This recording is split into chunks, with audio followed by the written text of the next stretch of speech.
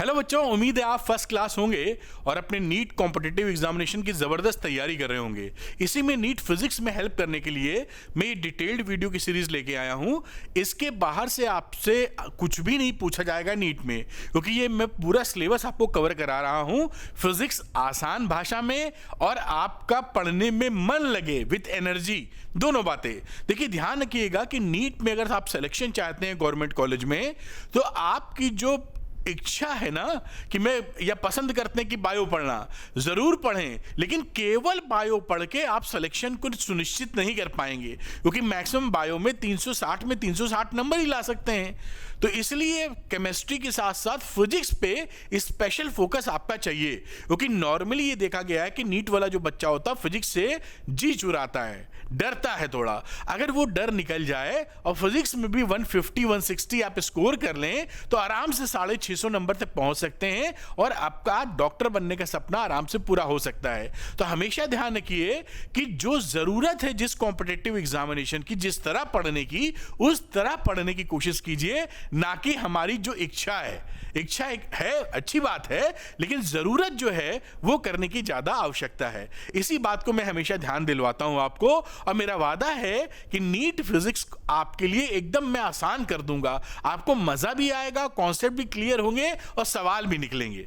चलिए, इसी बात को देखते हुए कि अगर आप फिजिक्स आसान भाषा में सीखना चाहते हैं और वीडियो देखकर न्यूमेरिकल निकालना चाहते हैं, तो झट से Arvind Academy NEET YouTube channel को सब्सक्राइब कर लीजिए फॉर टॉप क्वालिटी कंटेंट। आज हम लोग चैप्टर नंबर 4 की बात करेंगे, क्लास 12th फिजिक्स की। क्लास 11th की फिजिक्स ऑलरेडी मैं फिनिश कर चुका हूं और 12th के भी शुरू के 3 चैप्टर हो चुके हैं। इन सबका लिंक डिस्क्रिप्शन में आपको मिलेगा। और आज हम लोग डिस्कशन करने वाले हैं बेटा मैग्नेटिक इफेक्ट ऑफ करंट। ध्यान रखिएगा, ये जो वीडियो है ये स्पेशली डिजाइंड वीडियो है नीट वाले बच्चों के लिए, ना ये क्लास 12th वालों के लिए है, ना ये आपके जे वालों के लिए हैं, आप ही के लिए बनाए गए हैं। इसलिए इसकी प्रोडक्टिविटी, इफेक्टिविटी काफी तगड़ी होने वाली है। और आज का जो टॉपिक है मैंने जैसे 4 पार्ट में डिवाइड किया था, force on a moving charge in a uniform magnetic field, motion of charge particle in a uniform combined electric magnetic field, Lawrence force, cyclotron, ये सब बातें हम लोग पढ़ेंगे। आप को आसानी हो इसलिए मैंने क्या किया है कि सभी वीडियोस को एक ही जगह इकट्ठा कर दिया है लिंक के साथ में, जिसका नाम दिया ऑल वीडियो लाइब्रेरी। क्योंकि जो मैं आपके साथ मेहनत कर रहा हूं आपको पता होनी चाहिए कि सर ने मेरे लिए बनाया है, क्लिक करके आप देख सकते हैं। जैसे यहां पर देखिए नीट 11th फिजिक्स लिखा है, ये फोटो है इसलिए क्लिक करके दिखेगा नहीं, ये चैप्टर्स हैं, उसके टॉपिक्स हैं, जो भी देखना चाहेंगे आप प्ले पर क्लिक कर देंगे, वो वीडियो ओपन हो जाएगा। इसी तरह बाजू में नीट 12th क्लास की फिजिक्स है, और भी जो सीरीज आएंगी फ्यूचर में सब यहां लगती चली जाएंगी, जैसे पीवाईक्यूज हैं, वन शॉट है, और भी जो आप डिमांड करेंगे आपके सिलेक्शन के लिए जो जरूरी है वो आप देख सकते हैं। इस वीडियो लाइब्रेरी पर आप अब पहुंचेंगे कैसे?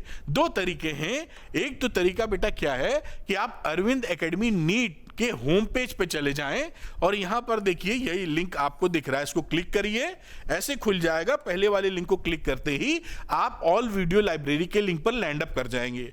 और साथ में ही इस वीडियो के डिस्क्रिप्शन में भी मैं इसका लिंक अटैच कर दूंगा, जिससे आप इसी वीडियो के बाद अगर दूसरा वीडियो देखना चाहते हैं तो आपका समय वेस्ट ना हो, आसानी से देख सकें। तो 2 तरीके हो गए, एक तो होम पेज से जा सकते हैं, दूसरा लिंक डिस्क्रिप्शन में मौजूद है। इससे बेनिफिट क्या है? आपका टाइम बचता है, no time wasting, easy access है, और साथ में आप अपडेटेड रहते हैं कि जो जो सीरीज हमारे लिए सर बना रहे हैं, अरविंद सर बना रहे हैं, वो कौन सी हैं, और अगर आप देखना चाहेंगे तो झट से देख सकते हैं बिना टाइम वेस्ट किए हुए। कुछ बच्चों का रहता है सर जो आप पढ़ा रहे हैं उसका पीडीएफ भी उनको मिल जाए, तो इसके लिए Arvind Academy NEET Telegram channel को आप ज्वाइन कर सकते हैं। यहां पर जो मैं पढ़ाऊंगा उसका प्रेजेंटेशन वहां अपलोड कर दूंगा, आपके नोट्स बनाने के लिए बड़ा काम आ जाएगा। और ये अरविंद एकेडमी ऐप है, इसका लिंक भी डिस्क्रिप्शन में दिया गया है, क्लिक करके डाउनलोड कर लीजिए। इसके स्टोर सेक्शन में जाकर देखिए, कई ऐसे वीडियोस मिलेंगे, कई ऐसे कोर्सेज मिलेंगे जो आपकी नीट की जर्नी को आसान कर देंगे और आपके डॉक्टर बनने का सपना पूरा करा सकते हैं। तो आप अरविंद एकेडमी ऐप को डाउनलोड करके उसके स्टोर सेक्शन में चेकआउट कर सकते हैं नीट वाले कोर्सेज को। चलिए अब बात शुरू कर लेते हैं जिस वजह से आज का वीडियो बन रहा है, यानी टॉपिक का। तो शुरू करते हैं, force on a moving charge in a uniform magnetic field. जो फॉर्मूला होता है सीधे आप पकड़िए, F equal to Q V cross B. ये यहां पर देखिए ये एक वेक्टर है, तो F की वैल्यू हो जाएगी क्यू वी क्रॉस बी। ये फोर्स है और इसका मैग्नीट्यूड की बात करेंगे तो जैसा आप जानते हैं वेक्टर क्रॉस प्रोडक्ट था, तो F is equal to M Q V sine theta या Q V B sine theta, ये इसका मैग्नीट्यूड है। अब यहां पर कुछ कंडीशंस देखिए इंटरेस्टिंग रहती हैं कि FM 0, थीटा क्या है यहां पर, थीटा एंगल है V और B के बीच में, एक्यूट एंगल छोटा एंगल V और B के बीच में, पहली बात। दूसरी बात, आपका जो फोर्स है वो जीरो कब कब हो सकता है, मैग्नेटिक फोर्स की हम बात कर रहे हैं ऑब्वियसली। तो इनमें जो चार ये आपकी क्वांटिटी हैं B, Q, V, sine theta, इनमें से कोई एक क्वांटिटी भी अगर जीरो हो जाएगी तो मैग्नेटिक फोर्स जीरो हो जाएगा। मान लीजिए मैग्नेटिक फील्ड है ही नहीं, B जीरो है तो भी मैग्नेटिक फोर्स जीरो है। चार्ज जो है नेट चार्ज नहीं है तो भी मैग्नेटिक फोर्स जीरो है। वो चल नहीं रहा, रेस्ट पर है, रुका हुआ है तो भी कोई मैग्नेटिक फोर्स नहीं लगेगा। और साथ में थीटा यानी वेलोसिटी एंड मैग्नेटिक फील्ड में जीरो एंगल बन रहा है या 180 एंगल बन रहा है, उस दशा में भी आपका मैग्नेटिक फोर्स जीरो होगा। चार कंडीशंस हो गई। इन कंडीशंस के ऊपर आपसे बड़े प्यार से एमसीक्यू बनाए जाते हैं। तो ये चारों कंडीशन लिखी है, लेकिन प्यार से समझेंगे तो समझ में आता है भाई चार क्वांटिटी हैं, कोई भी एक शून्य हो जाएगी तो खेल खत्म हो जाएगा इसका। अगली बात देखते हैं, मैक्सिमम कब होगा, जब यहां थीटा की वैल्यू 90 डिग्री होगी, क्योंकि sine 90 degree +1 maximum value hold करता है। इसलिए मैग्नेटिक फोर्स की जो मैक्सिमम वैल्यू अचीव करोगे आप, वो थीटा इज इक्वल टू 90 पर है। वी वेक्टर जो है वेलोसिटी वेक्टर, मैग्नेटिक फील्ड के परपेंडिकुलर एंट्री ले ले। ठीक है, आगे देखते हैं कुछ रूल्स फाइंड करने के लिए कि मैग्नेटिक फोर्स का डायरेक्शन किधर होगा। अभी हमने जो चर्चा की थी बेटा, F is equal to Q V cross B. तो देखिए ये जो आपका फोर्स है, फोर्स वेक्टर क्वांटिटी होती है, तो मैग्नीट्यूड तो आप बड़े प्यार से निकाल लिए थे, ये Q V B sine theta, ये तो मैग्नीट्यूड है ना, लेकिन इसका F का डायरेक्शन भी तो बताना पड़ेगा। तो डायरेक्शन बताने के 2-3 रूल हैं, तो बड़े आसानी से बता सकते हैं। देखिए पहला रूल जो यहां लिखा है वो वेक्टर क्रॉस प्रोडक्ट पे बेस्ड है, इसको बोलते हैं राइट हैंड स्क्रू रूल। तो आप सीधे अगर पॉजिटिव चार्ज है, Q पॉजिटिव अगर है, यहां पे इन्होंने शायद लिख दिया होगा साइन ऑफ Q, अगर Q पॉजिटिव है तो direction of V cross B जिस दिशा में होगा उस दिशा में फोर्स लग जाएगा। Q अगर निगेटिव है तो direction of V cross B जिस दिशा में होगा उसकी उल्टी दिशा में फोर्स लग जाएगा।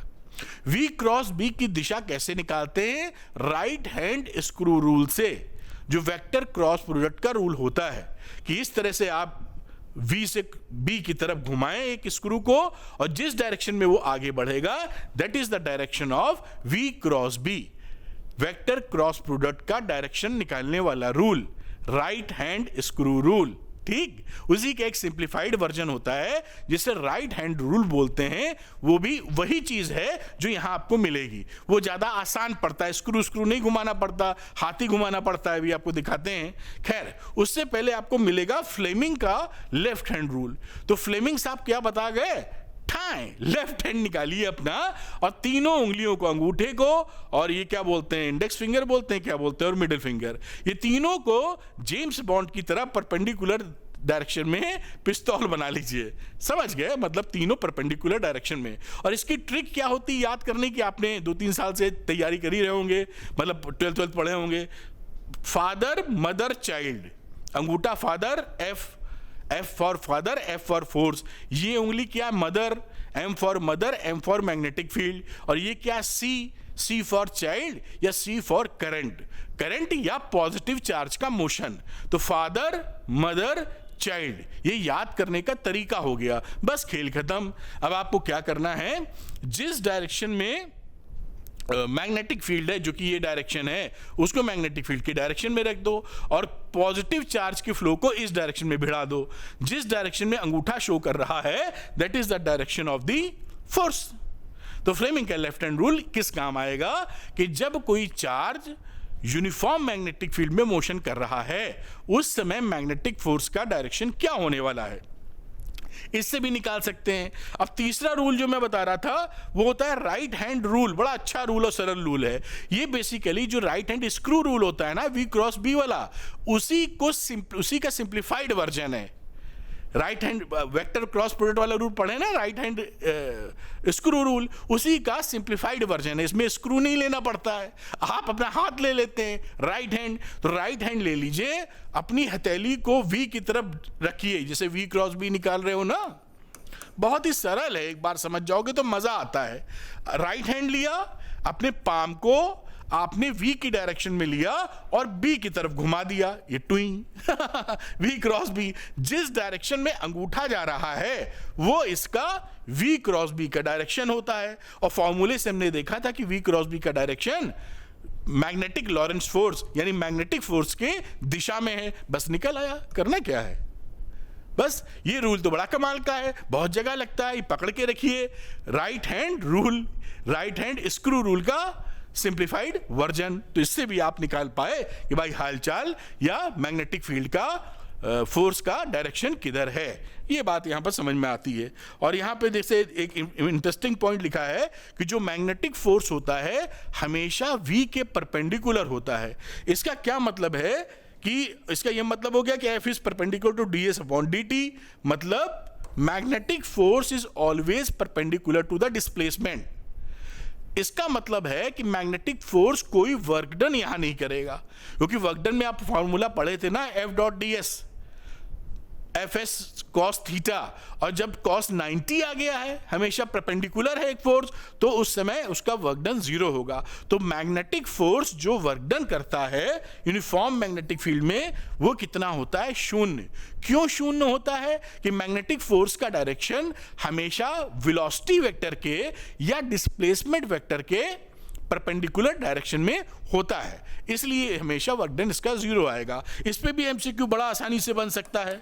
तो ये छोटी छोटी बातें हैं और सरल हैं जो आपको बहुत ज्यादा स्ट्रेंथ प्रोवाइड करेंगी। आगे चलते हैं, और आगे शायद एक न्यूमेरिकल है, इसको मैं करके दिखाता हूं। बहुत ही आसान न्यूमेरिकल है, आसानी से मजेदार अंदाज में कर पाएंगे। चलिए देखते हैं। ए charge particle of specific charge. ये देखिए, ध्यान रखिएगा, आपका ये वर्ड यूज किया जाता है स्पेसिफिक चार्ज। स्पेसिफिक चार्ज का मतलब होता है चार्ज पर यूनिट मास, इसे बोलते हैं स्पेसिफिक चार्ज। ये आप बेटा जरूर ध्यान कर लीजिएगा, कई न्यूमेरिकल्स में आपसे इस तरह की बात की जाएगी। तो अगर आप स्पेसिफिक चार्ज का मीनिंग नहीं जानते हैं तो गाड़ी फंस जाएगी। खैर जानते हैं, अब आप नोट कर लें।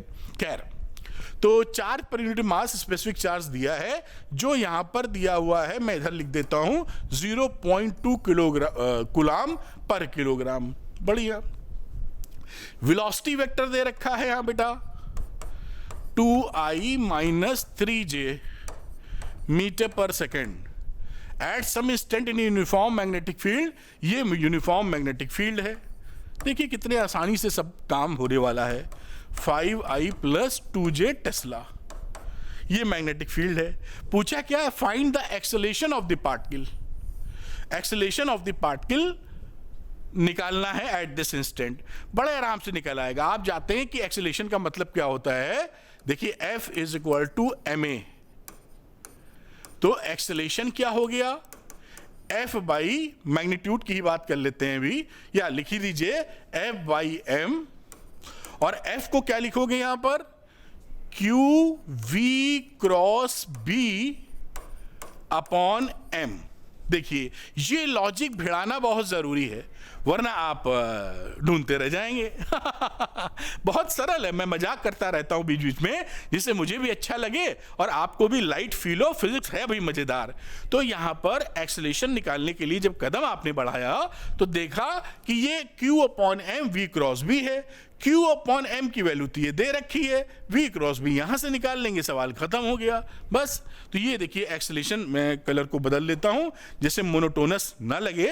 तो आपने यहां पकड़ा एक्सेलेरेशन, Q बाई M की वैल्यू 0.2 थी, फिर रखना है V क्रॉस B।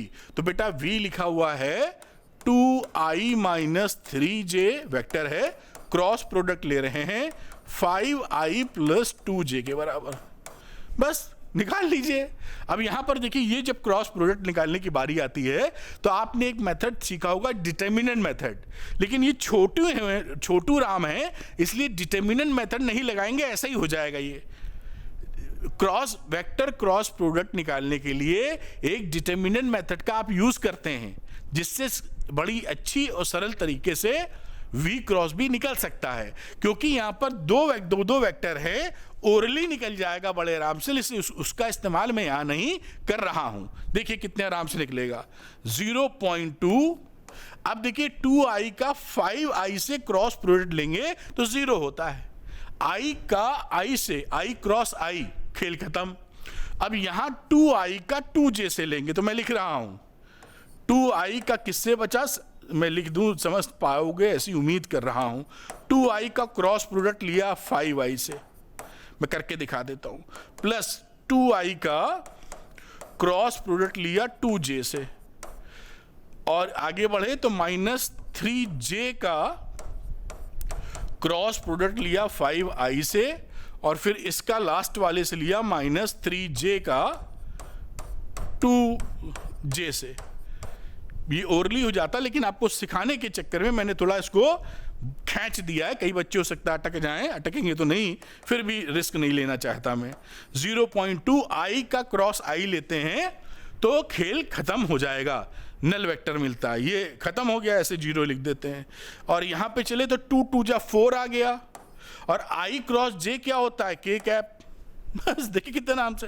फिर आगे j का i लेके चले तो 3 इंटू 5 15, और j क्रॉस i क्या होता है, माइनस k। भाई i क्रॉस j होता है प्लस k कैप, तो उल्टा j cross i minus i cap, और ये j का j से खेल चल रहा है तो 0 हो जाएगा, बस खेल खत्म। देखिए तो ये वैल्यू हो गई कितनी, 0.2, और यहां आ गया 4k cap plus 15k cap, यानी ये हो गया 16। तो 16 इंटू 0.2, 16 ही है ना, नहीं 19, 38 आ जाएगा, तो 3.8 k cap metre per second square, ये आपका आंसर रहा। इस तरीके से आप सवालों को कर पाएंगे। तो ये जैसे सवाल आएगा तो आप, कई बच्चे इसमें घूम जाएंगे, कोई घूमने की आवश्यकता नहीं है, एकदम देखिए ये बस ये थोड़ी सी बात आपके जहन में आनी चाहिए, और क्यों नहीं आएगी, आप तैयारी जब कर रहे हैं, और मैं बता भी रहा हूं, नोट कर लीजिए, आपको आसानी से बात पूरी पकड़ में आ गई होगी। नोट करें, अगला जो टॉपिक है या सवाल है उसको लिया जाता है, तो पॉज करके बेटा इसको नोट डाउन कर लें और सीख लें, मेरे ख्याल से कर पाए होंगे। अगला एक न्यूमेरिकल और लेते हैं, जिससे हमारा कॉन्सेप्ट बिल्कुल फर्स्ट क्लास हो जाए। तो यहां पर एक charge particle is projected in a magnetic field, B की वैल्यू दे रखी है, वेक्टर है, द एक्सेलरेटेड एक्सेलेरेशन भी वेक्टर में दिया है, एक्सेलेरेशन और बी दे रखा है, पूछा है वैल्यू ऑफ एक्स बताइए। अब ये भी देखिए छोटे सवाल हैं ये, लेकिन इंटरेस्टिंग हैं। अब यहां पर आप देखिए इसको लॉजिक कैसे निकालेंगे कि जो मैग्नेटिक लॉरेंट्ज फोर्स होता है, यानी मैग्नेटिक फोर्स होता है, वो हमेशा मैग्नेटिक फील्ड के परपेंडिकुलर होता है। ये जो पढ़े थे, अगर आप देखिए ये फॉर्मूला पढ़े थे बच्चों ना आपने, तो इसका मतलब ही क्या होता है कि ये जो फोर्स है वो V और B दोनों के परपेंडिकुलर है, ये इसका मीनिंग होता है। F जो है V के भी परपेंडिकुलर लगेगा और B के भी परपेंडिकुलर लगेगा। यहीं से ये बात खींच के निकाल ली है कि हमेशा मैग्नेटिक फोर्स मैग्नेटिक फील्ड के परपेंडिकुलर होगा। इससे क्या हमको समझ में आया, फोर्स का मतलब होता है मास इनटू एक्सेलरेशन। ये तो स्केलर क्वांटिटी है, कोई मतलब ही नहीं। तो इन दोनों की दिशाओं की बात करें तो A is perpendicular to magnetic field. अब ये अगर दो वेक्टर आपस में परपेंडिकुलर हैं तो उनके डॉट प्रोडक्ट की वैल्यू क्या होती है, 0। ये हमको पता ही है कि ये अगर A is perpendicular to B है, A डॉट B कितना हो जाएगा, 0। बस दोनों का डॉट प्रोडक्ट निकाल के 0 के बराबर रख दो, छुट्टी। अब यही देखिए कितना अच्छा सवाल बना नीट के लिए, एकदम परफेक्ट सवाल है, जहां आपका समय भी नहीं लगेगा, छोटी सी बात आपको आनी चाहिए, एकदम नीट में टपकने को तैयार है। तो यहां पर देख लेते हैं A डॉट B, तो साहब A की वैल्यू हो गई, ये मैं यहां पर लिख देता हूं, ये यहां से रेफरेंस निकाला था, बाकी बातें समझ रहे हैं। तो ए लिखा X I cap plus 2j cap dot 3i cap plus 4j cap into 10 की पावर -2। अब देखिए i का i से ही डॉट प्रोडक्ट में i cap dot i cap की वैल्यू 1 होती है और i डॉट j 0 होता है। तो केवल i डॉट i वाला ले लोगे तो 3x बचेगा, j का j से ले लोगे तो 8 बचेगा और ये वैल्यू कितनी हो गई 10 की पावर -2 इज इक्वल टू 0। कितना आसानी से हो रहा है। तो 3x प्लस 8 की वैल्यू कितनी हो गई 0 के बराबर। तो x की वैल्यू कितनी हो गई -8/3 और आंसर आ गया है। अगर ये सवाल आपके नीट में आए तो परफेक्ट सवाल है आपके आने के लिए। आपका ज्यादा कैलकुलेशन भी नहीं है, छोटा सा एक लॉजिक लगना है। और जो भाई डॉक्टरी करने जा रहे हैं हल्की बात थोड़ी है, तो ये इतना तो बनता ही है। अब आप इसको देख लीजिए, पॉज करके नोट कर लीजिए, ऐसे सवाल आए तो मोहब्बत से कर दीजिएगा। अगला मामला देखेंगे, इसको आप नोट कर लें बेटा। तो मेरे ख्याल से आप इसको नोट कर पाए होंगे। चलते हैं अगली कहानी में। अगली कहानी क्या आपसे बोलती है बेटा कि जब चार्ज मैग्नेटिक फील्ड में एंट्री लेता है तो उसका मोशन कैसा होता है। क्या वो सीधा निकल जाएगा, क्या वो गोल गोल सर्कुलर मोशन में घूमेगा या कोई और मोशन करने लगेगा। यहां पर इस बात का हम लोग इसको समझने का प्रयास करेंगे। बात समझे ना कि एक चार्ज है वो कैसे एंट्री कर रहा है मैग्नेटिक फील्ड में। ये भी इंपॉर्टेंट फैक्टर है कि उसका पाथ मोशन कैसा होने वाला है। यहां पर एक बात जरूर ध्यान रखिएगा, जो ये लिखिए, ये एक इंपॉर्टेंट कहानी है, क्योंकि हमेशा जो फोर्स होता है मैग्नेटिक फोर्स वो B और V के परपेंडिकुलर होता है। हमने देखा था ना, ये फिर से याद दिला रहा हूं, QV क्रॉस B। तो फोर्स, मैग्नेटिक फोर्स हमेशा परपेंडिकुलर रहेगा B के और मैग्नेटिक फोर्स हमेशा परपेंडिकुलर रहेगा B के, V और B दोनों के। इससे क्या समझ में आया कि हमेशा जो वेलोसिटी वेक्टर है उस पर जो फोर्स है वो परपेंडिकुलर है। इसका मतलब वेलोसिटी का केवल डायरेक्शन चेंज करेगा, मैग्नीट्यूड चेंज नहीं करेगा। तो अगर मैग्नेटिक फोर्स लग रहा है यूनिफॉर्म फील्ड के अंदर तो स्पीड नहीं बदलेगी, वेलोसिटी वेक्टर बदल सकता है। वेलोसिटी वेक्टर में तो दो चीज होती है ना, मैग्नीट्यूड और डायरेक्शन। तो magnitude will not change but direction can change. अगर मैग्नीट्यूड नहीं बदल रहा है तो इसका मतलब है काइनेटिक एनर्जी में कोई चेंज नहीं हो रहा है। काइनेटिक एनर्जी होती है ½ mv², v बदल ही नहीं रहा है तो काहे का चेंज।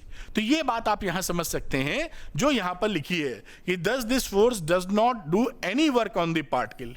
भाई ये इसके परपेंडिकुलर है ना, डिस्प्लेसमेंट के परपेंडिकुलर हो जाएगा तो कोई वर्क डन नहीं करता। तो केवल हमेशा ये क्या करेगा, ज्यादा से ज्यादा डायरेक्शन बदलेगा जो force perpendicular to the velocity है, और काइनेटिक एनर्जी नहीं चेंज होगी। तो हेंस द काइनेटिक एनर्जी और speed of particle does not change due to the magnetic force. आप समझ पाए होंगे।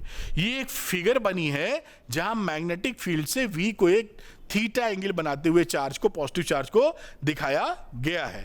एक एक करके इसमें केसेस बन जाएंगे। देखिए अगला पहला केस लेंगे कि मान लीजिए पॉजिटिव चार्ज आपका पैरेलल या anti parallel to magnetic field है। ये मैग्नेटिक फील्ड का डायरेक्शन है, ऐसे ही चार्ज घुस गया पॉजिटिव चार्ज, तो है ना ये पैरेलल उसी दिशा में चला जा रहा है। या मैग्नेटिक फील्ड इधर है और पॉजिटिव चार्ज उसकी उल्टी दिशा में आ रहा है, एंटी पैरेलल। फिर क्या होगा, बड़े आसानी से समझ पाएंगे आप। तो फिर ये होगा कि उस पर कोई फोर्स नहीं लगेगा।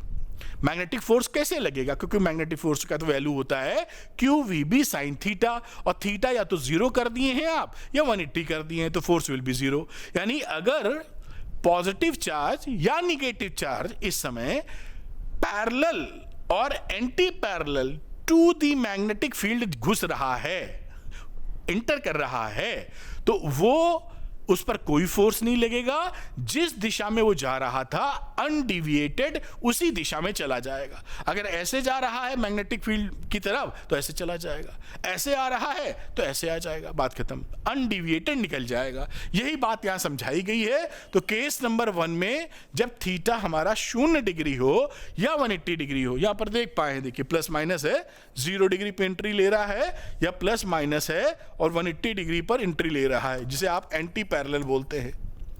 दोनों दिशा में ये अनडिविएटेड निकल जाएगा, क्योंकि इस पे मैग्नेटिक फोर्स कुछ भी नहीं लगेगा। तो ये एक पहला केस हो जाता है। अब दूसरा केस लेंगे जहां पे थोड़ी वर्किंग करेंगे कि हमारा जो चार्ज है, पॉजिटिव चार्ज, वो मैग्नेटिक फील्ड के परपेंडिकुलर एंट्री कर रहा है, वेलोसिटी वेक्टर b के 90 डिग्री पर है। तो उसको भी देख लेते हैं हम लोग। ये देख लिए, अगला केस आपके सामने आ गया। इस केस में क्या बोला गया है, व्हेन थीटा इज 90।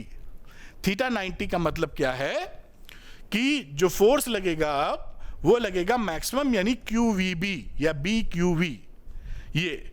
और ये 90 का मतलब क्या रहा कि जो एंट्री वेलोसिटी वेक्टर जो है Q का, वो B से 90 डिग्री का एंगल बना रहा है। तो यहां पर जैसा हमने देखा था कि V बना रहा है B से 90 डिग्री, तो V का मैग्नीट्यूड नहीं बदलेगा, केवल डायरेक्शन बदलेगा। और डायरेक्शन में फोर्स हमेशा परपेंडिकुलर रहेगा किसके, वेलोसिटी वेक्टर के और B के भी। तो हमेशा ये जो फोर्स है वो कैसा रहेगा, perpendicular to the velocity vector. और इस वजह से ये इसको सर्कुलर मोशन में घुमा देगा। जैसे जैसे वेलोसिटी जाएगी हमेशा उसके परपेंडिकुलर डायरेक्शन में फोर्स लगता जाएगा। तो इस सिचुएशन में आपका चार्ज क्या करेगा, चार्ज करेगा, जो चार्ज मतलब घूमेगा वो सर्कुलर मोशन में घूमेगा। बात समझ में आ गई होगी। और सर्कुलर मोशन में घूमेगा जहां पर स्पीड नहीं बदलेगी, केवल वेलोसिटी का डायरेक्शन बदलने वाला है। बात उम्मीद है आप पकड़ पाए होंगे, ठीक। और यहीं पर जो सर्कुलर मोशन के लिए जो सेंटीपीटल फोर्स है वो कहां से मिलता है, इसी के मैग्नेटिक फोर्स से, जो कि QVB होता है। साइन थीटा तो 1 हो चुका है। बात समझ में आई होगी। जब भी कोई भी चार्ज मैग्नेटिक फील्ड के परपेंडिकुलर डायरेक्शन में एंट्री करेगा हमेशा वो सर्कुलर मोशन करेगा।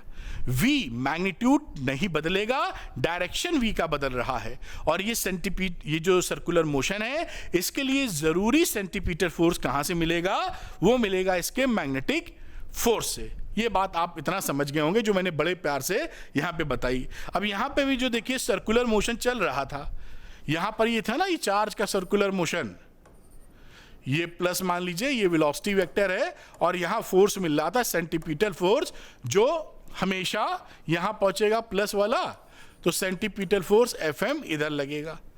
तो ये मैग्नेटिक फोर्स है। तो सेंटीपीटल फोर्स की वैल्यू होती है mv²/r और ये बराबर है QVB के। तो रेडियस निकाल लीजिए, ये रही रेडियस की वैल्यू। अब ये बहुत इंपॉर्टेंट है इस समय, क्योंकि जब भी सर्कुलर मोशन में पॉजिटिव चार्ज या नेगेटिव चार्ज घूमेगा उस समय उसका रेडियस कितना होगा वो निकालने के लिए बहुत बोला जाता है आपको। तो वो बात आप पकड़ के रखें, मेरे ख्याल से बात पकड़ में आ रही है। अब इसी फॉर्मूले के कुछ वर्जन्स हैं, 3-4, ये वर्जन्स यहां पे लिखे गए हैं। ये वर्जन्स आपको चारों याद होने चाहिए। दिस इज वेरी इंपॉर्टेंट, ये इंपॉर्टेंट है, क्योंकि किस वर्जन में तेजी से निकालने को आएगा आप यहां से कैलकुलेशन कर सकते हैं। जैसे R की वैल्यू बात करें तो mv/QB यहां से आ गया। mv होता है मोमेंटम, तो p/QB लिख देंगे, एक और फॉर्मेट बन गया। फिर आप जानते हैं मोमेंटम का काइनेटिक एनर्जी से रिश्ता होता है √2 km, तो √2 km/QB। फिर आप जानते हैं जो काइनेटिक एनर्जी को है वो Q × ΔV, ΔV का मतलब पोटेंशियल डिफरेंस, ये पोटेंशियल डिफरेंस है PD, ये वेलोसिटी मत समझ लेना। तो 2qvm/bq। तो ये चारों फॉर्मूले वर्जन्स आपको आपकी फिंगर टिप्स पे रहने चाहिए जिससे आप संभाल सकें। कुछ और बातें भी, यही बातें लिखी गई जो उसमें हैं, कुछ और बातें भी सीख लेते हैं। जैसे कि टाइम पीरियड, जो ये चक्कर लगा रहे हैं महाशय, वो एक चक्कर लगाने में कितना समय लेंगे इसको निकाल लेते हैं। तो t की वैल्यू हो गई 2πr/v। भाई ये अगर रेडियस है तो पूरा distance speed equal to distance upon time, तो time equal to distance upon speed. तो डिस्टेंस 2πr एक चक्कर में चला, स्पीड v है, r की वैल्यू पीछे से रख दी mv/QB। ये वेलोसिटी देखिए कट गया, तो ये वैल्यू आ गई 2πm/bq। इंटरेस्टिंग बात देखिएगा, तो ये टाइम पीरियड आ गया, ये आपको और हमको मालूम होना चाहिए, 2 pi M upon Q B.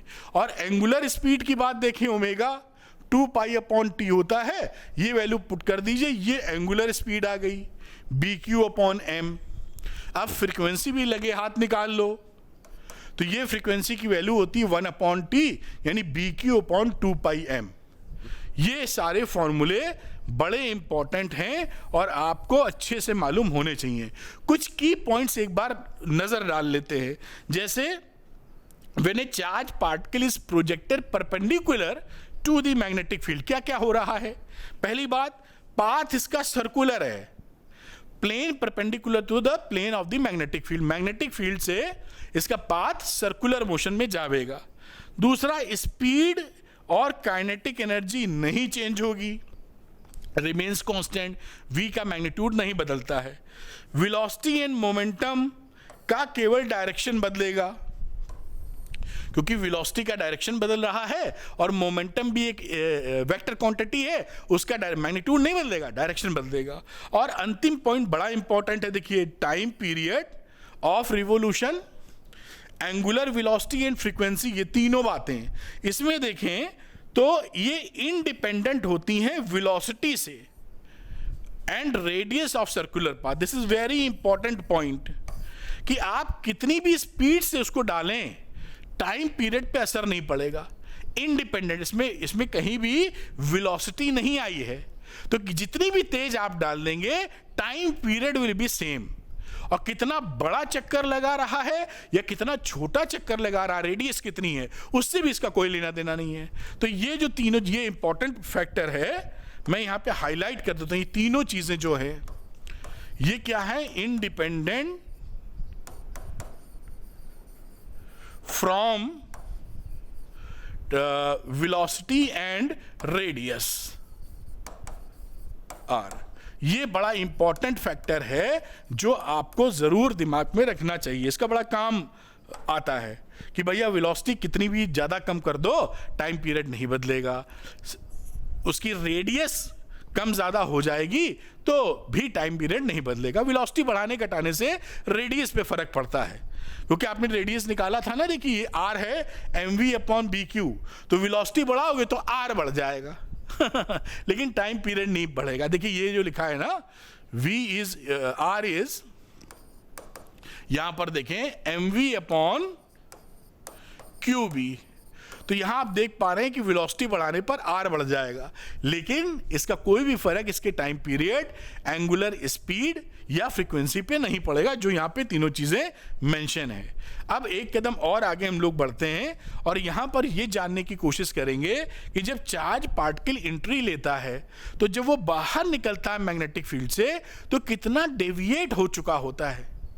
यहां आपको एक फोटो या डायग्राम में दिखाया गया है, मैं इस कलर को रेड कलर कर लूं। ये देखिए मैग्नेटिक फील्ड है, जब क्रॉस लगाते हैं तो उसका मतलब है परपेंडिकुलर इनटू द प्लेन, ये मैग्नेटिक फील्ड दिखाने का तरीका।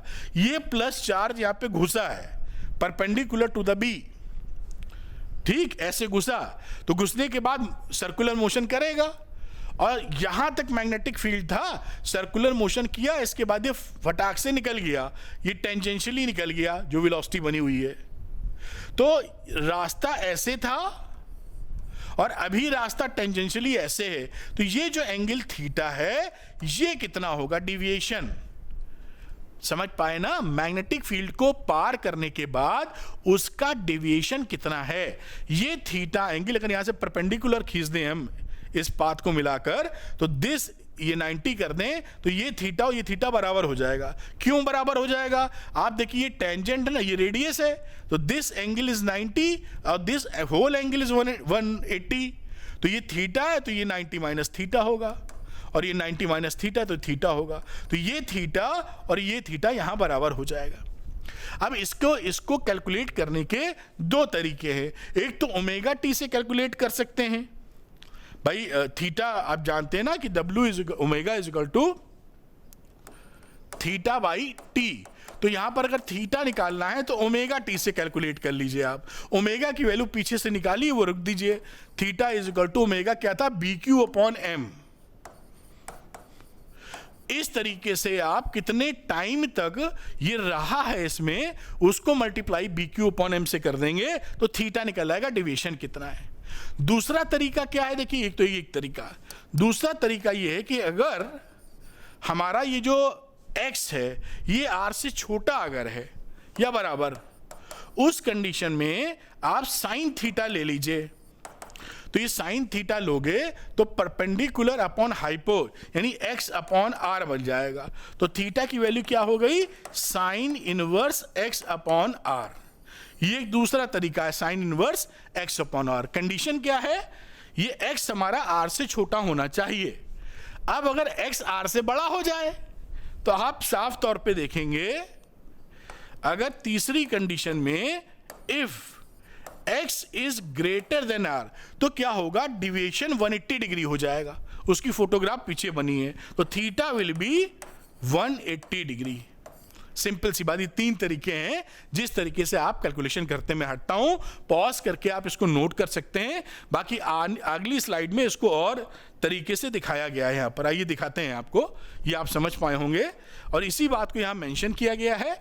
ये देखिए थीटा ओमेगा टी और BQ अपॉन MT लिख दिया, BQ के बराबर होता, पहली बात डिस्कस हो गई। थीटा की value sine inverse x by r है। अगर हमारा x की वैल्यू r से कम है या बराबर है, अगर बड़ी है तीसरा नंबर पॉइंट, तो डेविएशन 180 है, यानी कि इस तरीके से एंट्री करेगा, पूरा हाफ सर्किल घूम के इस तरह निकल जाएगा ये चार्ज। तो देखिए जा इधर रहा था और निकला ऐसे है, तो दोनों में कितना एंगल है, 180। ये कहानी कब की है, जब x की वैल्यू r से बड़ी होगी। x क्या है, x है ये कहानी कितना पाथ है, और r है यहां पर रेडियस। तो अगर x की वैल्यू, ये देखिए r है नहीं है, r किस चीज का मतलब, radius of the circular path, ये वैल्यू। तो ये x की वैल्यू अगर उससे बड़ी हो जाती है तो 180 डिग्री निकल कर बाहर चला जाएगा। तो इसको भी मेंशन कर लीजिए। फिर इस पे बेस्ड कुछ एक आधा न्यूमेरिकल है, उसको हम लोग कर लेते हैं बड़े आराम से। चलिए करते हैं, न्यूमेरिकल को देख लेते हैं। और यहां पर ए प्रोटॉन एंड अल्फा पार्टिकल, आप जानते हैं प्रोटॉन और अल्फा पार्टिकल में रिश्ता, अल्फा पार्टिकल होता है हीलियम का न्यूक्लियस, यानी मास of alpha particle is 4 times mass of proton and charge on alpha particle is, proton पे E होता है तो 2E के बराबर, पॉजिटिव 2E। इन बातों को ध्यान रखिएगा, ये समझ गए अल्फा पार्टिकल की कहानी प्रोटॉन से कैसे लिंक्ड होती है। तो लिखा है कि एक्सेलरेटेड थ्रू सेम पोटेंशियल, ये दोनों अल्फा पार्टिकल और प्रोटॉन सेम पोटेंशियल पर एक्सेलरेट किए गए हैं, enter in a region of uniform magnetic field with their velocities perpendicular to the field. Velocities perpendicular भी हैं, सेम पोटेंशियल डिफरेंस से एक्सेलरेट किए गए हैं। Compare the radii of circular path, इनकी जो रेडियस है उसको हमें कंपेयर करना है। तो देखिए हमें ये वैल्यू पता थी, R is equal to mv upon qb, यहां ये वेलोसिटी है, लेकिन यहां पर हमको पोटेंशियल डिफरेंस दिया है, तो हमें दूसरा फॉर्मूला यूज करना है। वो कौन सा है, under root 2mqv upon qb, ऐसे कर लीजिए आप। अब चाहें तो इसको अंदर लेके खैर पड़े भी रहने दे सकते हैं, खैर अंदर ले लेते हैं, इसको ऐसे लिख लीजिए।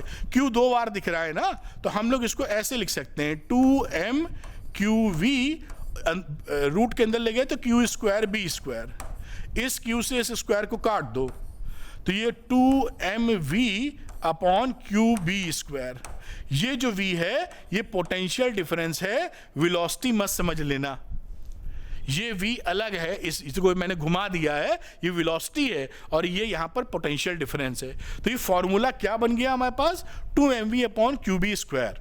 अब रेशियो ले लीजिए, radius of proton, radius of alpha particle. Proton की कहानी पहले लिख देते हैं, 2 mass of proton, potential difference, charge on proton और बी स्क्वायर इनटू, नीचे है तो उल्टा मल्टीप्लाई कर देंगे, तो यहां लिख दीजिए Q alpha particle B square upon 2 mass of alpha particle into V. इस तरीके से कहानी हो गई बढ़िया। अब देखिए इसमें कई वैल्यूज कट जाएंगी, जैसे ये v इससे कट जाएगा, b स्क्वायर इससे कट जाएगा, और इस 2 से ये 2 कट जाएगा। तो अल्टीमेटली हमारे हाथ में क्या आया, mp into Q alpha upon QP into M alpha, या यहां पर मैं एम एल्फा पहले लिख देता हूं, एम एल्फा QP, बस इसकी वैल्यू डाल दीजिए। मास ऑफ प्रोटॉन पड़े रहने दो, मास ऑफ, ये यहां पे देखिए, mass of proton upon mass of alpha particle लिखोगे तो ये वैल्यू क्या हो जाएगी, 1/4। तो यहां पर आपने डाला 1/4। क्यू एल्फा अपॉन QP, तो क्यू एल्फा अपॉन ये इलेक्ट्रॉन होता है, दैट इज 2QP, तो क्यू एल्फा अपॉन QP की वैल्यू 2 आ गई, यहां वैल्यू 2 रख दोगे आप, तो ये वैल्यू देखिए कितनी आ गई, √1/2, 2 से काटोगे और ये हो गई 1/√2, दैट इज द आंसर। ऐसे सवाल आपके नीट में 100% आने को तैयार मिलेंगे, आते हैं, आएंगे, आने चाहिए। तो आपको ये मैंने समझाया है इसलिए इतना इसको लपेटा है, वरना आप करेंगे तो सीधे ये पोटेंशियल डिफरेंस वाला फॉर्मूला इस्तेमाल करके खट से कर देंगे। It will take hardly 1 minute, शायद 1 मिनट भी ना लगे, प्रैक्टिस तो आप धुआंधार करेंगे ही, लेस देन 1 मिनट में सवाल बाहर हो जाएगा। और ये अल्फा पार्टिकल और प्रोटॉन पसंदीदा टॉपिक है, ये कहीं ना कहीं घुमा फिरा के टपका दिया जाता है। खैर इसको आप नोट कर लीजिए, फिर आगे की चर्चा हम लोग जारी करेंगे। अब तीसरा पॉइंट देखिए क्या है कि पहले 2 केसेस में क्या था कि थीटा या तो 0 डिग्री पर घुसा या 180 पे घुसा, जिसे बात कर रहे थे मतलब उधर, और दूसरे में परपेंडिकुलरली घुसा। अब तीसरे में मान लीजिए किसी एंगल पे चला गया चार्ज इंटर हो रहा है मैग्नेटिक फील्ड में, इंक्लाइंड है किसी एंगल थीटा पर, ना वो 90 डिग्री है ना वो 0 और 180 डिग्री है। बात समझ में आई? तब क्या होगा, तो बड़ी आसान से आप समझ सकते हैं, कोई परेशानी नहीं है। यहां पर देखें case number 3, when the charge particle is moving at an angle to the field other than 0, 90, 180।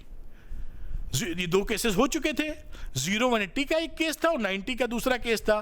तो ये तीसरा केस है जहां पर थीटा ना 0 है ना 90 ना 180 है, कोई अदर एंगल है। उस समय क्या होता है, मैं यहां पे कलर को थोड़ा सा रेड कर लेता हूं, ये जो वेलोसिटी है, ये मैग्नेटिक फील्ड है, इससे थीटा बन रहा है, इसके 2 कंपोनेंट ले लेते हैं, एक परपेंडिकुलर एक parallel to the magnetic field. इसे लिख देते हैं V पैरेलल, और इसका कंपोनेंट क्या हो जाएगा, देखिए V था तो ये V cos थीटा हो जाएगा, और ये हो जाता है V perpendicular to the magnetic field, जिसे V sin थीटा लिख देते हैं। तो 2 कंपोनेंट आ गए, एक ये कंपोनेंट और एक ये ऊपर वाला कंपोनेंट। अब इनके काम क्या हैं? ये जो परपेंडिकुलर वाला कंपोनेंट है ये तो गोल गोल चक्कर लगवाता है। अभी हमने देखा था कि वेलोसिटी वेक्टर अगर मैग्नेटिक फील्ड के परपेंडिकुलर है तो गोल गोल सर्कुलर चक्कर लगवाएगा।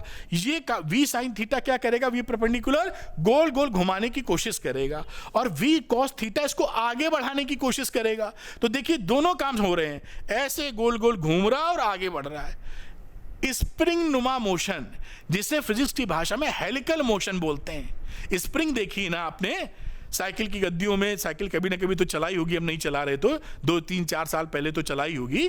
तो यहाँ का एक अगर रखा हो तो मैं थोड़ा फील दे दूं आपको, मिलेगा नहीं इस समय, मिल गया।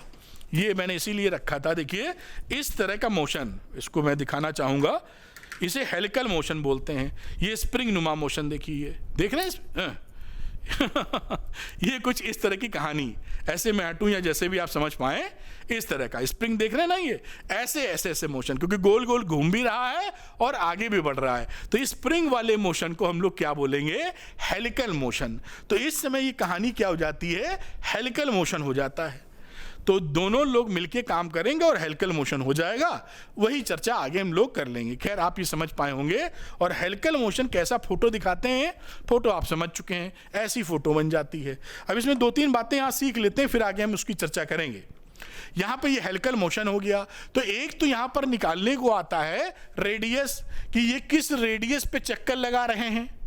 तो रेडियस पे चक्कर लगाने के लिए रिस्पॉन्सिबल कौन है, V परपेंडिकुलर, क्योंकि गोल गोल चक्कर वही लगवा रहा है। तो हमने फॉर्मूला पढ़ा था mv/qb। तो v परपेंडिकुलर यहां डाल दीजिए, तो mv sin theta upon qb is the radius of this helical path. Time period में क्या होता था, ये वेलोसिटी पर डिपेंड नहीं करता था, independent of velocity vector. 2 pi M upon Q B, frequency 1 upon T होता है, तो P Q upon 2 pi M. ये कहानी सेट हो गई टाइम पीरियड, यानी एक चक्कर लगाने में कितना समय लग रहा है। एक और नया टर्म आ जाता है यहां पर, उसे बोलते हैं पिच। पिच क्या होता है कि एक यहां से मान लीजिए शुरू हुआ, एक चक्कर लगा के यहां पहुंचा। ये ठीक से डायग्राम बना नहीं है, खैर एनीवे समझ लेते हैं। यहां से शुरू हुआ और देखिए एक चक्कर लगाकर ये यहां पहुंचा, एक चक्कर यहां तक लग गया। इस डिस्टेंस को जो जितना चला है उसको बोलते हैं पिच। ऐसे ऐसे गोल गोल घूमेगा ना, तो जब ये ऐसे घूमता है ये हेलिकल पाथ पर ऐसे, तो यहां से यहां तक एक चक्कर लगने में जो ये आगे बढ़ता है उसको बोलते हैं पिच। तो पिच के लिए रिस्पॉन्सिबल कौन है, वी पैरेलल, वही तो आगे बढ़ा रहा है।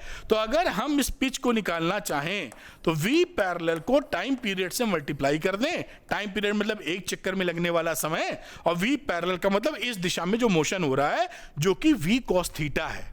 तो ये हमारा पिच यहां पर v cos theta into T आ जाएगा, और t तो यहां पर मौजूद ही है, और v cos थीटा और चिपका दीजिए यहां पर।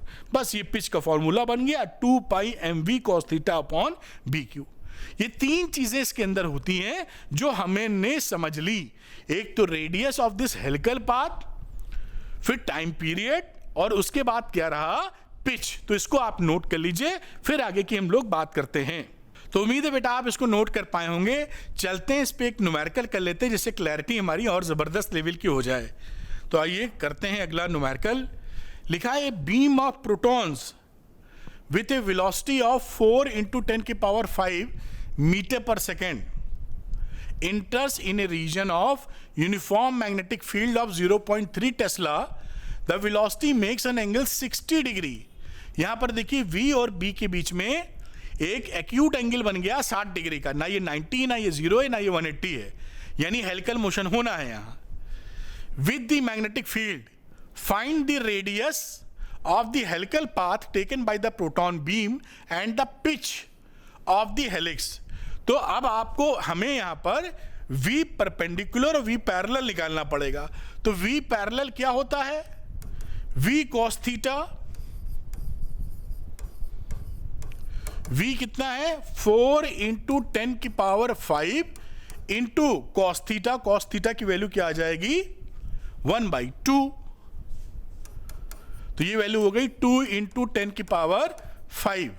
v परपेंडिकुलर की बात कर लो तो v sin 60 लिख दोगे, 4 × 10⁵ इंटू √3/2। इसकी वैल्यू हो जाएगी 2√3 × 10⁵ मीटर पर सेकेंड। और ये परपेंडिकुलर पैरेलल निकालना जरूरी है। अब उसके बाद कह रहा है रेडियस बताइए। तो रेडियस की कहानी में पता था कि r की वैल्यू क्या होती है, mv परपेंडिकुलर अपॉन qb। तो मास लिख देते हैं, प्रोटॉन है, क्या है, बीम ऑफ प्रोटॉन। तो मास डाल दीजिए 1.67 प्रोटॉन का into 10⁻⁻27 kilogram into v perpendicular जो कि ये वैल्यू है 2√3 × 10⁵ upon charge on proton 1.6 × 10⁻⁻19 and magnetic field जो कि 0.3 टेस्ला है। अब इसको जब आप सॉल्व करेंगे तो यू विल गेट 1.2 सेंटीमीटर। ये आपका एक पहला आंसर आ गया कि हेलिकल पाथ का रेडियस क्या होगा। अगला क्वेश्चन इसी के अंदर है, पिच बताइए।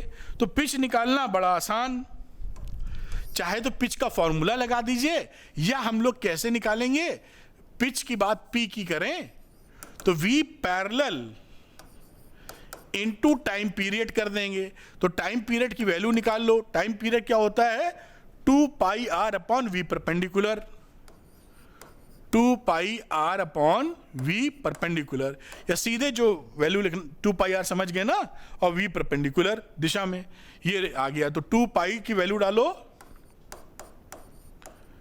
रेडियस आपने यहां से निकाली है 1.2 सेंटीमीटर यानी 0.012, V परपेंडिकुलर विच इज 2√3 10⁵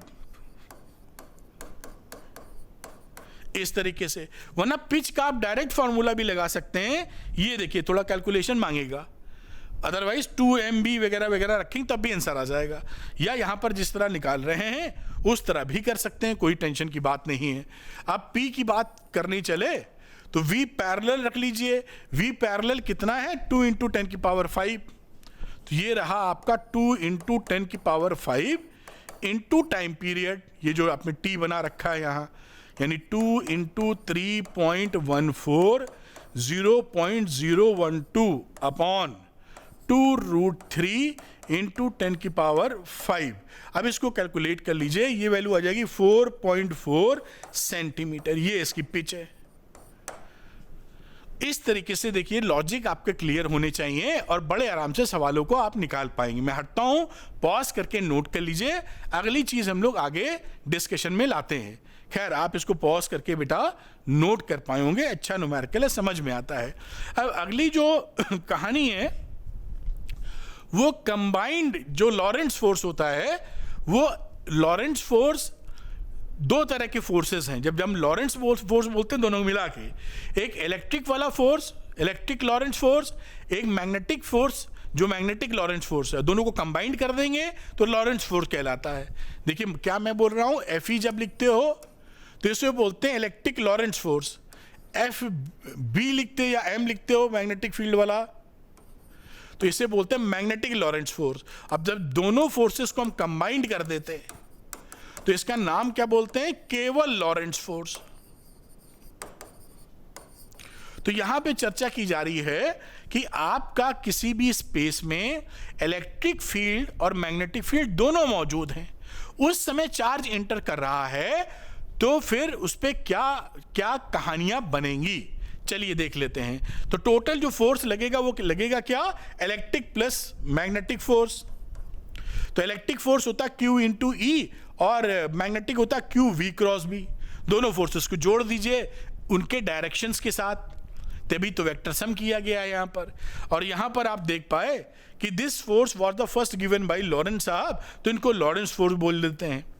और यार मैग्नेटिक, ये समझ गए मैग्नेटिक फोर्स की वैल्यू ये है और इलेक्ट्रिक फोर्स की वैल्यू ये है। और बाकी डायरेक्शन वगैरह हमको पता ही है, मैग्नेटिक फोर्स का डायरेक्शन V × B की दिशा में होगा और इलेक्ट्रिक फोर्स का डायरेक्शन होता है अगर पॉजिटिव चार्ज है तो इलेक्ट्रिक फील्ड की दिशा में, नेगेटिव चार्ज है तो उसके अपोजिट दिशा में। इसी तरह पॉजिटिव है तो V × B की दिशा में मैग्नेटिक, और अगर नेगेटिव है तो V × B की उल्टी दिशा में।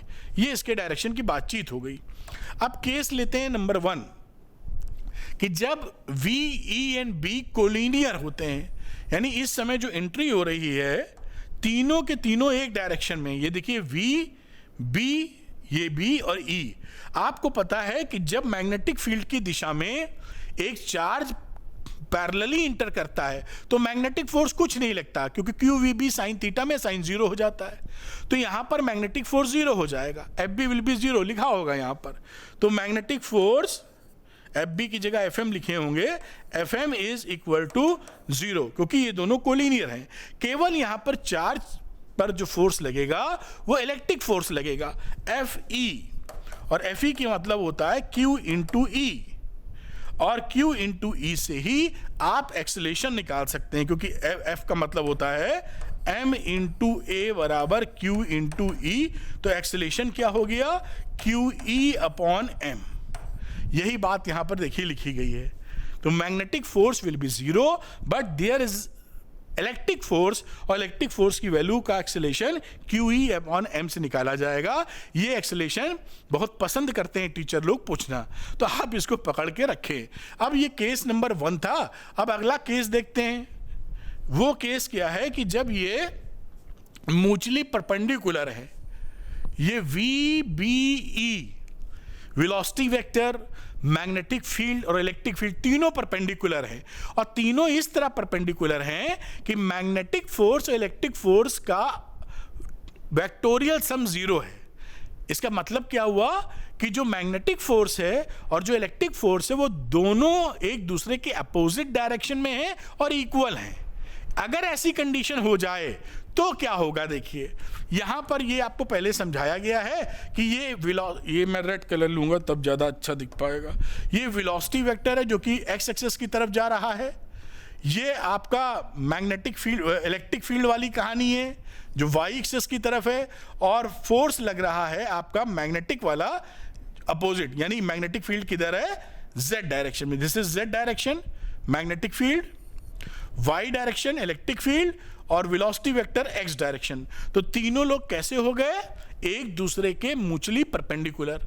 अब मैग्नेटिक फोर्स निकालोगे और इलेक्ट्रिक फोर्स निकालोगे तो दोनों की वैल्यू हमें क्या मिल जाती है, इस तरह से बनती है कि ये Fe और Fm दोनों आपको अपोजिट डायरेक्शन में लगा मिले। Fe Fm का डायरेक्शन अपोजिट हो और साथ में इक्वल हो। अगर अपोजिट और इक्वल होता है तो उस दशा में QE is equal to QV भी हो जाएगा। भाई Fe का मतलब होता है QE और Fm का मतलब होता है QVB।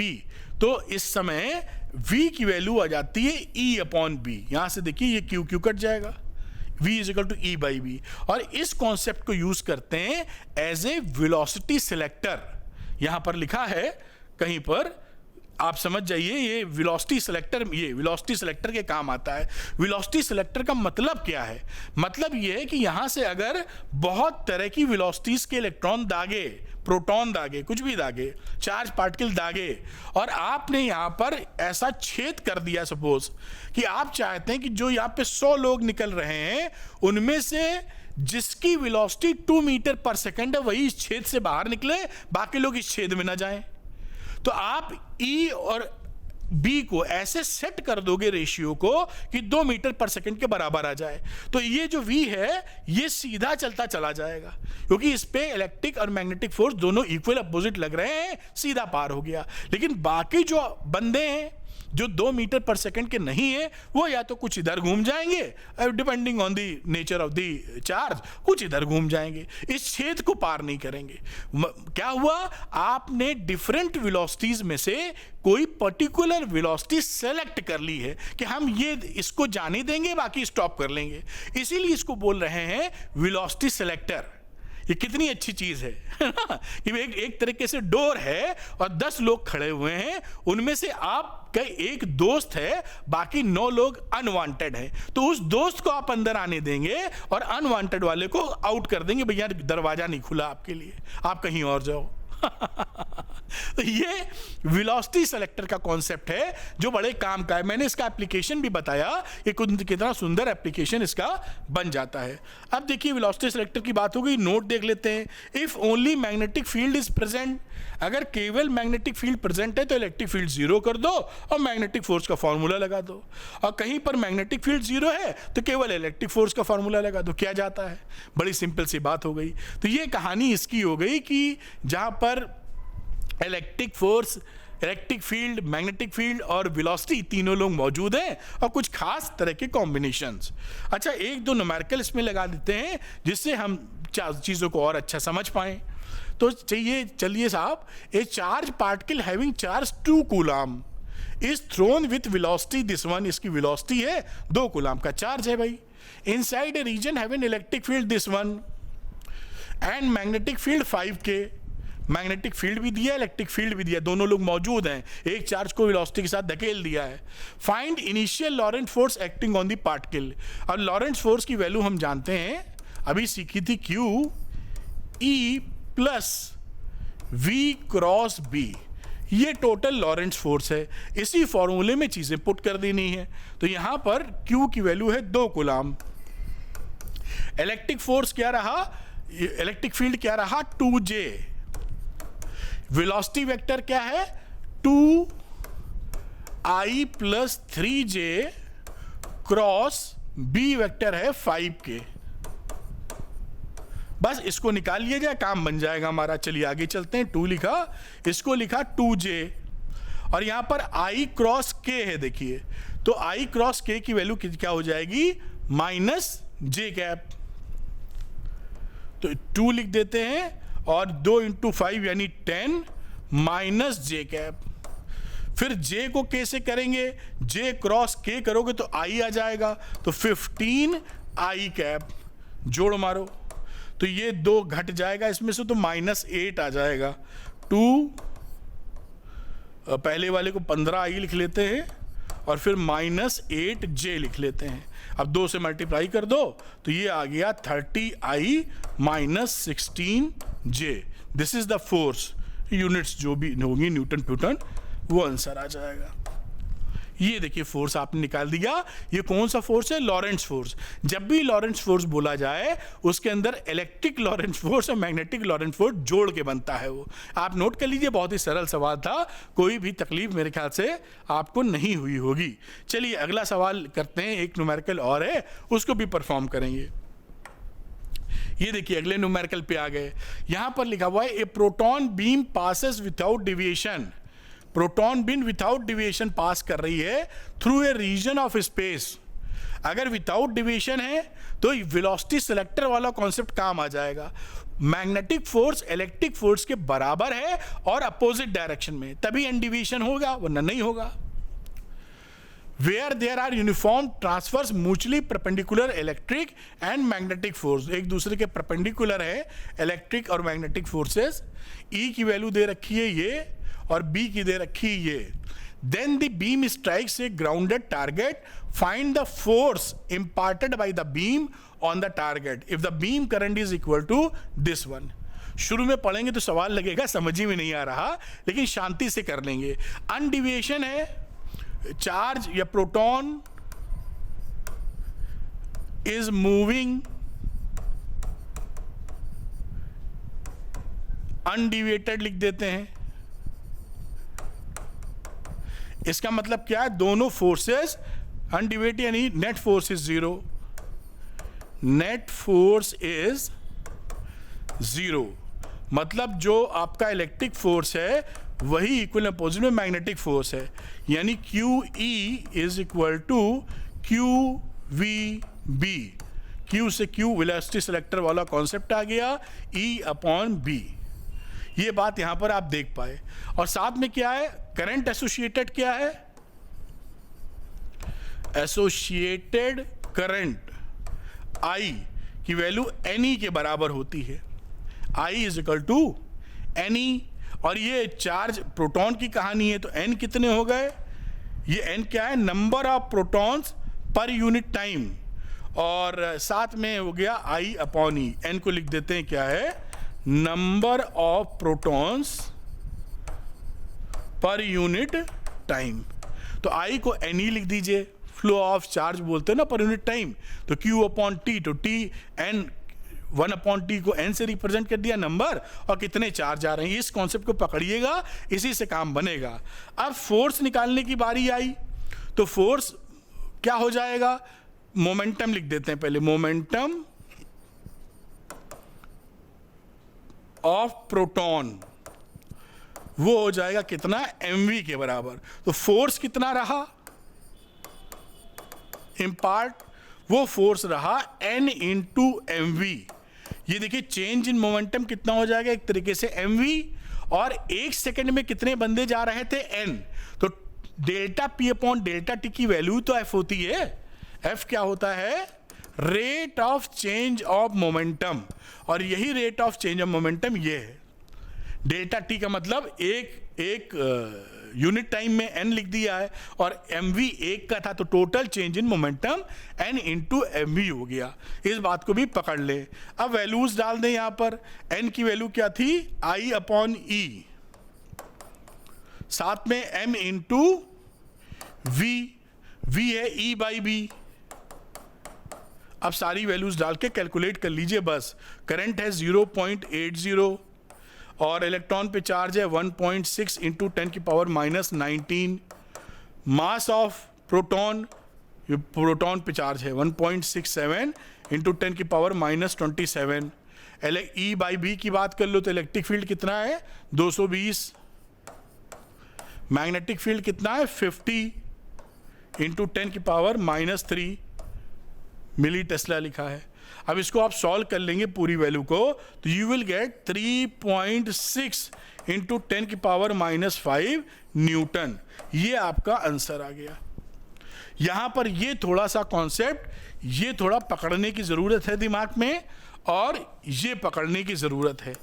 ये हो सकता है इस तरह का काम नहीं किया हो आपने, तो ये अजीब लगे। इसको नोट कर लीजिए आप, फिर अगला कॉन्सेप्ट पढ़ेंगे जो साइक्लोट्रॉन है। तो मेरे ख्याल से ये आप इसको पॉज करके नोट कर लीजिए बेटा, और साइक्लोट्रॉन की बात करते हैं। अगला टॉपिक आ जाता है बेटा साइक्लोट्रॉन। अब ये जो साइक्लोट्रॉन है ये करता क्या, इसकी फोटो ये दिख रही है आपको। इस फोटो में साइक्लोट्रॉन किस काम में आता है, किसी भी चार्ज पार्टिकल को, किसी भी नहीं बोलना चाहिए, जो थोड़े से हैवी चार्ज पार्टिकल हैं, जैसे कि प्रोटॉन या अल्फा पार्टिकल, इन पार्टिकल्स को एक्सेलरेट कर देते हैं बहुत ज़्यादा एक्सेलरेशन इस डिवाइस से प्रोवाइड किया जाता है। ये डिवाइस होता है, ये देखिए ये 2 डीज होते हैं। डीज का मतलब जैसे आप कैसरोल होता है घर में, रोटी सेक के मम्मी रखती होंगी, या कभी मूड हो गया होगा तो आपने भी सेकी होगी, आपने मतलब पता नहीं सेकी नहीं सेकी, मम्मी सेक के रखती ना कैसरोल में, तो उस कैसरोल को 20 से काट दो तो आधा डी इधर बन गया, आधा डी इधर, अंदर से खोखला है वो, समझ गए। कैसरोल को 20 से काट दिया, 2 डी बन गए। वही 2 डी रखे गए हैं, D1 D2, ये देखिए D1 D2, अंदर खोखला है। उस खोखले वाले मामले में पॉजिटिव चार्ज घुमाते हैं हम लोग। कैसे घुमाते हैं, यहां पर एक लगाते हैं मैग्नेटिक फील्ड, देखिए नॉर्थ इधर है और साउथ इधर है, और इलेक्ट्रिक फील्ड इसके परपेंडिकुलर है। दोनों फील्ड कैसे रहते हैं, एक दूसरे के परपेंडिकुलर, और इससे हम लोग इस वाले ये जो चार्ज पार्टिकल है यहाँ 20 से सेंटर से छोड़, यहाँ सोर्स रख देते हैं जहाँ से आपका मान लो प्रोटॉन निकल रहा है या अल्फा पार्टिकल निकल रहा है। तो जैसे अल्फा पार्टिकल निकला, इन दोनों के कॉम्बिनेशन से ये चक्कर लगाना शुरू करता है। जैसे जैसे इस फिल इन द ब्लैंक में आता है, एम्प्टी स्पेस में डी, दोनों डी के बीच में, वैसे ही कोई फोर्स पड़ता, थप्पड़ पड़ती धड़ाक से और वो चालू हो जाता है। जैसे कि झूला नहीं झूलते हैं, जब झूलते हैं तो हम लोग पेंग मारते हैं, पेंग मारना मतलब फोर्स लगाते हैं, फिर नीचे आता है। अच्छा आप ऐसा समझ लीजिए कि जैसे पार्क में झूला कोई झूलता है तो मम्मी पीछे उस बच्चे को धक्का दे रही हैं, तो वो बच्चा आगे तक गया, फिर वापस आया, फिर डैडी या मम्मी ने पुश किया, तो वो पुश करती जाएंगी, वो बढ़िया झूला झूलते जाएंगे। तो इसी तरीके से ये जब जब ये चार्ज इस एम्प्टी स्पेस में आता है दोनों डी के, इसको एक फोर्स मिलता है, क्योंकि ये जो शेल बन रही है, शेल में इलेक्ट्रिक फील्ड 0 रहता है, तो वहां कोई फोर्स नहीं मिलता। मैग्नेटिक फील्ड केवल गोल गोल घुमाने का काम करेगा, क्योंकि परपेंडिकुलर है। मैग्नेटिक फील्ड क्या कर रहा है, घुमाने का काम कर रहा है। इलेक्ट्रिक फील्ड थप्पड़ मारने का काम कर रहा है ना। तो जैसे ही वो इस शेल, ये शेल के बाहर आता है, यहां पर तुरंत इलेक्ट्रिक फील्ड हमला कर देता है इस पे। शेल के अंदर इलेक्ट्रिक फील्ड 0 होता है, वहां कुछ नहीं करता है, बस उसको थप्पड़ पड़ता है, बस इसकी स्पीड बढ़ जाती है। फिर मैग्नेटिक फील्ड को घुमा के लाता है, फिर थप्पड़ मारो, फिर थप्पड़, कई थप्पड़ पड़ते हैं, गर्र, बहुत तेज एक्सेलेरेट हो जाता है ये। और उसके बाद यहां पर एक छेद होता है, डिफ्लेक्टर कह लीजिए, और इसके सामने अगर ये पॉजिटिव चार्ज है तो यहां पर निगेटिव चार्ज रख देते हैं। लॉलीपॉप जिसे पसंद करता है, पॉजिटिव वाला बस धाए से उसी डायरेक्शन में निकलता है और टारगेट पे हिट कर देता है। अगर पॉजिटिव है तो निगेटिव की तरफ जाता, हमला कर देता है, हिट कर देता है। तो एक्सेलरेटेड चार्ज की हम बीमिंग करा सकते हैं।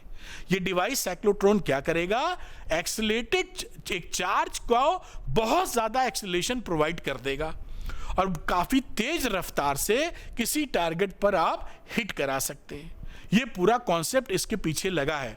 2 खोखले डीज, मैग्नेटिक फील्ड गोल गोल चक्कर लगा रहा है, मैग्नेटिक फील्ड इलेक्ट्रिक फील्ड दोनों परपेंडिकुलर लगे हुए हैं, और इलेक्ट्रिक फील्ड जब इस बीच के खाली स्थान में आता है तो थप्पड़ मारने, फोर्स लगाने का काम करता है।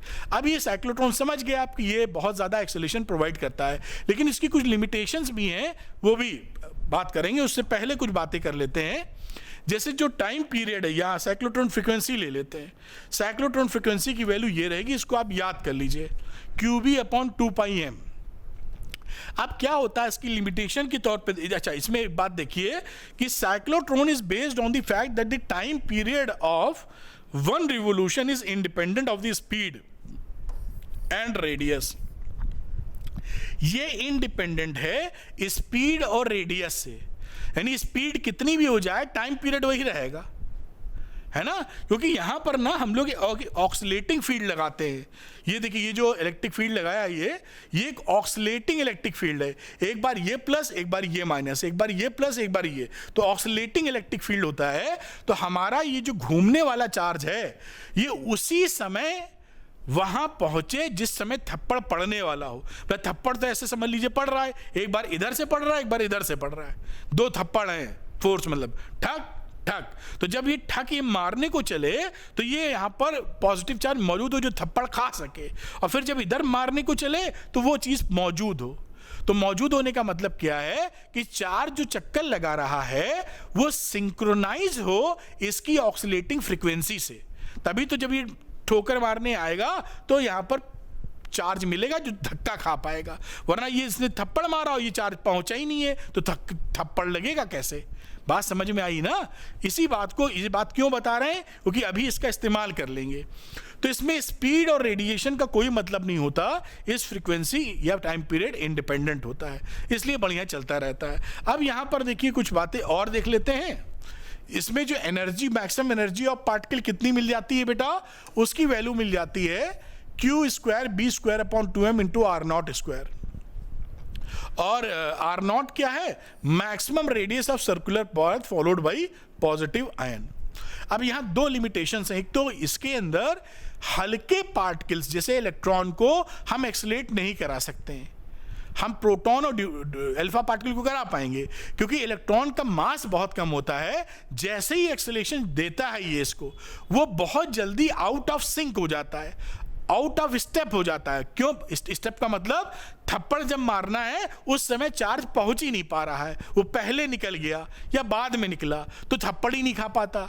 तो हम लोग इलेक्ट्रॉन्स को जिसका मास कम है उसको हम इस मशीन, इस साइक्लोट्रॉन में एक्सेलरेशन प्रोवाइड नहीं कर पाते। क्यों? मास कम होने की वजह से। होता क्या है? आउट ऑफ सिंक या आउट ऑफ स्टेप हो जाता है। आउट ऑफ स्टेप का मतलब जब थप्पड़ पड़ना है, इलेक्ट्रिक फील्ड मारेगा, उस समय ये मौजूद नहीं रह पाता, यहाँ तो मिस हो जाएगा थप्पड़, तो नहीं कर पाएंगे। अच्छा, दूसरी चीज क्या है कि आप ये सोच सकते हैं कि हम कितना भी चाहें तो उतना एक्सेलरेशन कर दें इसका चार्ज का, प्रोटॉन का कर रहे हैं या ड्यूटेरियम का, अल्फा पार्टिकल का, तो नहीं कर पाएंगे आप। क्यों नहीं कर पाएंगे? उसका रीजन क्या है? आपने एक रिलेशन पढ़ा है मास और रेस्ट मास में। जैसे जैसे ये वेलोसिटी आप बढ़ाते जाते हैं, ये डिनोमिनेटर छोटा होगा, मास इंक्रीज होगा। तो जैसे जैसे वेलोसिटी बढ़ती जाएगी मास विल इंक्रीज। उससे क्या होगा? देखिए जो टाइम है आयन का चक्कर लगाने का, मास अगर बदलने लगा, ये देखिए मास ये बदलने लगा तो ये टाइम बदलेगा, तो ये भी आउट ऑफ सिंक हो जाएगा। भाई रफ्तार बढ़ती जा रही, रफ्तार बढ़ने से उसका मास बदलने लगा, मास बदला तो इसका टाइम बदला, तो जिस टाइम पर पहुंचना चाहिए थप्पड़ खाने के लिए ये नहीं पहुंचे, भाई साहब आउट ऑफ सिंक हो गए। इसका मतलब क्या है कि जो भी पार्टिकल लेते हैं, प्रोटॉन वगैरह भी, उसको ऐसा नहीं है कि मन चाहा एक्सेलरेशन दे दें, उसकी भी लिमिट है कि यहां से हम एक्सेलरेशन दे सकते हैं, इससे ज्यादा एक्सेलरेशन प्रोवाइड नहीं कर पाएंगे। ये साइक्लोट्रॉन की कुछ लिमिटेशंस है जो मैंने आपको बताई। अब ये टॉपिक आज का खत्म हो जाता है। अब 3 क्वेश्चन चैलेंज आपके सामने ला रहा हूं। आज जो आपने पढ़ाई की है इसी पर बेस्ड ये 3 क्वेश्चन चैलेंज हैं। आप इसका आंसर जरूर करिए। अगर ये चीज नहीं कर पा रहे सवाल जो कि सरल है, तो टाइम स्टैंप लगा मिलेगा इस लेक्चर पर, जाके 2 मिनट लगा के सीख लीजिए, क्योंकि जब तक आपसे सवाल नहीं निकलेगा तब तक वीडियो देखने का कोई फायदा नहीं है। आपका ऑब्जेक्टिव तो डॉक्टर बनना है, नीट में सिलेक्शन लेना है, उस वजह से आप ये वीडियो देख रहे हैं। तो ये देखिए, ये 3 क्वेश्चन चैलेंज की बात कर दी। आंसर आप कमेंट सेक्शन में पोस्ट करें। डिटेल आंसर के लिए Arvind Academy NEET Telegram channel को आप ज्वाइन कर सकते हैं। ये रहा पहला क्वेश्चन आपके पास। 5 सेकंड लीजिए और इसको करके बताइए क्या आंसर हो सकता है। तो 5 सेकंड आपके सामने हैं, मेरे ख्याल से आप जरूर कर पाएंगे। 5 सेकंड जहां तक हो गए होंगे पॉज करके नोट किया होगा। कोई चैलेंज नंबर 2 आपके सामने, आंसर करें और पोस्ट करें। ये पॉज कर लीजिए, 5 सेकंड ले लीजिए, हट जाता हूं, और 5 सेकंड में इसको रोक कर कोशिश कीजिए जवाब देने का, जिससे आप रोक पाए, इसलिए 5 सेकंड है। क्वेश्चन नंबर 2 बहुत ही सरल क्वेश्चन है, 100% आप कर लेंगे। और इसका एक लास्ट पार्ट बड़ा इंपॉर्टेंट क्वेश्चन बनता ही है। क्वेश्चन नंबर 3, 5 सेकंड इसलिए कि आराम से पॉज कर सकें आप। तो पॉज करें इसको बेटा और इसका आंसर देने की कोशिश करें, मेरे ख्याल से जरूर आंसर कर पाएंगे। तो उम्मीद है कि ये लेक्चर आपके लिए नॉलेजेबल, लर्निंग से भरा रहा होगा और इंटरेस्टिंग लगा होगा।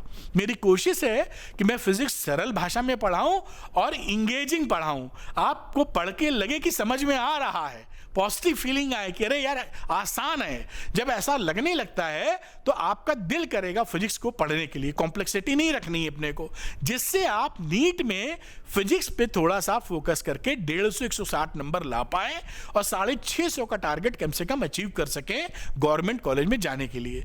बाकी और वीडियोस का लिंक यानी ऑल वीडियो लाइब्रेरी का लिंक मैं डिस्क्रिप्शन में लगा रहा हूं, क्लिक करके बाकी वीडियोस दे सकते हैं अपनी जरूरत के हिसाब से। मेरा वादा है कि नीट फिजिक्स को मैं आपके लिए बिल्कुल आसान कर दूंगा और सब कुछ यहां आपको मिलेगा, एक क्वेश्चन यहां के बाहर से नहीं आने वाला। उम्मीद करता हूं कि वीडियो पसंद आया होगा, तो अरविंद एकेडमी नीट चैनल को आप सब्सक्राइब करेंगे। Thank you very much, wish you all the best.